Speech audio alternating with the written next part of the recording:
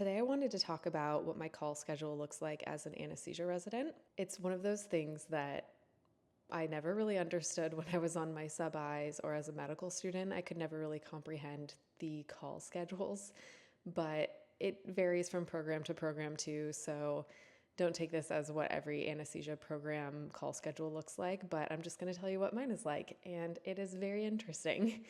So at my program, we have first call through sixth call. First call is the longest call, sixth call is the shortest call. So typically, how it works is you do your cases for the day, and if you finish with your room, usually sometimes between 4 or 5 p.m., sometimes in that range, and then as sixth call, you will then start taking over rooms for people, whether it's you're taking over for a fellow co-resident or for a CRNA. We take over that room around 5 p.m., sometimes earlier, depending on the day and how many people and how many cases and how busy the ORs are that day. But typically you'll take over the room around 5 p.m. and you will be the first call person to go. So as soon as we have enough people to cover all of the cases that are, ongoing, you get to go home. And then fifth call, fourth call, third call, second call, leave in that order. So fifth call would be the next person to leave, then fourth call, then third call, then second call. Second call is the latest, sometimes 11 p.m., 12 p.m. It just depends. And then first call, first call during the week is like a 3 p.m. to 7 a.m. shift. On the weekends, it's a 24-hour shift. And so I just had my first call shift last weekend. So it was 7 a.m. Saturday to 7 a.m. Sunday. And boy, was that a wild experience. That was a long day. But yeah, that's kind of how the call structure works. And it looks very different every day. I think one of the biggest surprises for me in anesthesia so far is the variability in the time that I go home. So you just never know. I can never tell my husband, yeah, I'm going to be home at 6 p.m. No, I will probably be home between 5 a.m. and midnight, probably, but I don't really know. So that's always a funny thing to think about. It's also one of the things that I think I dislike the most is just never knowing when I'm going to be able to go home. I love having that consistency of knowing, yeah, I'm going to be here from this time until this time. I love when a meeting lasts for exactly 1 hour, no longer. It can end early, but I don't like it when it goes long. So I think that's one of the things that I'm adjusting to the most is just never knowing when I'm going to go home. My 24-hour call this past weekend was actually kind of wild. So at my program, you're covering the anesthesia pain service, which are patients who are on ketamine drips, lidocaine drips, patient-controlled analgesia, so like PCAs. You're managing all of those pain patients. Additionally, you're following the the PNC, the nerve catheter patients. You're also available for cases as they pop up, and you are the code person. So you're the person who does the airways during codes. So my first 24-hour call was basically, we rounded on the APS patients in the morning and called the PNC patients to make sure, if they have a catheter in place still, like maybe they had a shoulder surgery and they have a nerve catheter that's injecting medications for them, they eventually need to pull that out. And we're just calling to, make sure everything's okay and see if they've pulled it out by the time that they're supposed to pull it out. And then, I was available for cases. And they have other people during the day to actually help with the cases initially, but then you are the main person overnight for cases. So I think it was around 8 p.m. we started a kidney transplant. And so that takes a bit of setup with drips and lines and setting up for a central line and doing all of that stuff. So that was a bit of prep work. And then I did that case, and I think it was between 3 and 4 hours for the kidney transplant. And during the kidney transplant, I was getting pages from APS patients who were refusing certain things, like when you are on certain medications, specifically opioids, like the PCAs, those give patients the ability to give their own opioids. Like every 10 minutes they can press a button and it will deliver a little bit of opioids for them to help with their pain.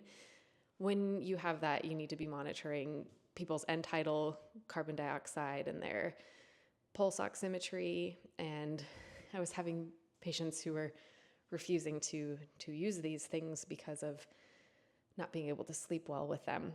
And that makes things very complicated, and you have to figure out what to do in that scenario, and you're alone figuring these things out for the first time. So that was interesting. And then I got called to do an airway in the ICU. So it ended up being a fairly busy night. I did manage actually to get a couple hours of sleep, which I did not anticipate because I am more of an anxious human than I care to admit. And so I was pretty anxious. I didn't sleep the night before my 24-hour call because I was so anxious that I would do something wrong, or, I was just so nervous. But yeah, it went well. Thankfully, my attending very much held my hand the entire night, as I'd never done a kidney transplant. I was doing a lot of things for the very first time. I had never intubated anyone in the ICU before. It's different than intubating somebody in the OR. It was interesting because you have a big audience when you're intubating in the ICU because the whole ICU team is there. Nurses are there. Everyone's there.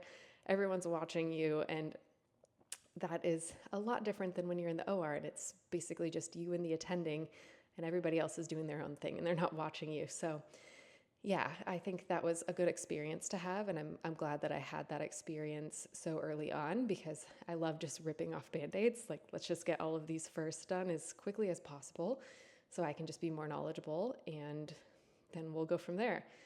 And then another day during the week, I was also on another call. I was on third call, so I ended up staying until about 10 p.m. because we had some urgent cases pop up.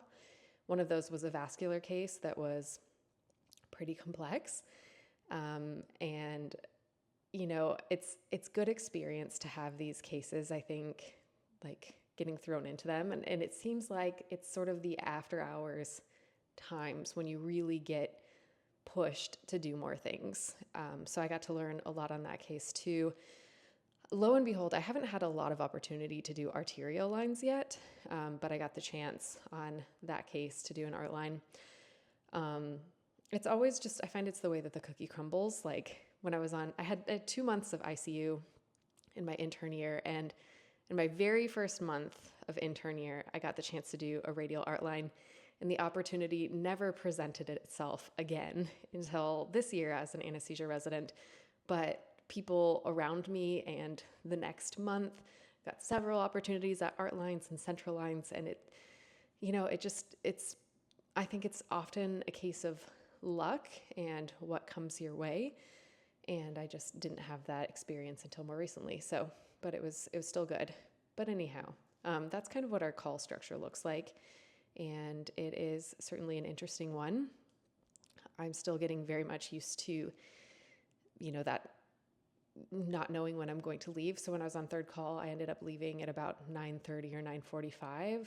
And, I could have left potentially around 7 if urgent cases didn't pop up, but because an urgent case popped up, they needed me, I ended up staying quite a bit later. And then I didn't have very much time before I was expected to be in the OR the very next morning prepping for cases. And I also had cases to prepare for the next day. So it just sometimes it can be really stressful when you're on call and you don't have time to prepare for your next cases or for your next day cases. And we typically get our schedule, like our OR schedule, the night before, sometime between 3 p.m. and 5 p.m. And that means you're not able to prepare for the next day's cases until later in the day, like the evening before. And when you're on call, it just makes it a lot harder to be able to prepare for the next day. And there's that. And then there's the component of not getting a lot of sleep when you're on call and then expected to get in the very next morning. And then one thing that's sort of been plaguing me is good old sleep anxiety. So if I know I don't have very much time to sleep, I'm not going to sleep. I just won't sleep. And I definitely feel that a lot more being pregnant. Like, I know the importance of sleep, and the fatigue hits a lot more, and I'm definitely trying to figure out my issues and figure out the sleep anxiety thing. If anyone has any good tips, let me know. I've tried to do all of the basic things. We have a dark, cold room. I've tried melatonin. There are certain things that you should and shouldn't take during pregnancy, but I think it's more of a mental thing for me, to be honest. I just start getting myself anxious about not getting enough sleep, and then that causes me to not sleep. So it's definitely self-sabotaging. But in a normal life, in a normal schedule, I do really well.